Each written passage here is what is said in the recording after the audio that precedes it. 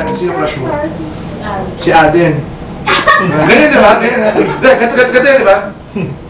Di ba? Ayan. Si Alden. Example.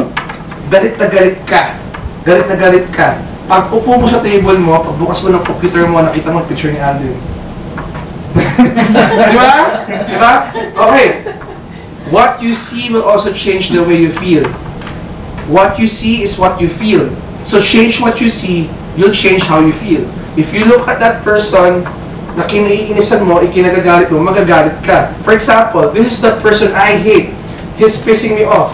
Kaya crush mo si Alden. You saw Alden. Di ba? Bababa ka agad yung ano mo, temper mo. Yeah? Change what you see. Can you get angry when you see a little... For example, I want you to remember a state when you're angry. Super angry. Bigla may pumasok dito na baby na sobrang cute. Kaya magalit? Ang hirap, di ba? See? To change how you feel, change what you see. That's another technique. So you have 3 techniques.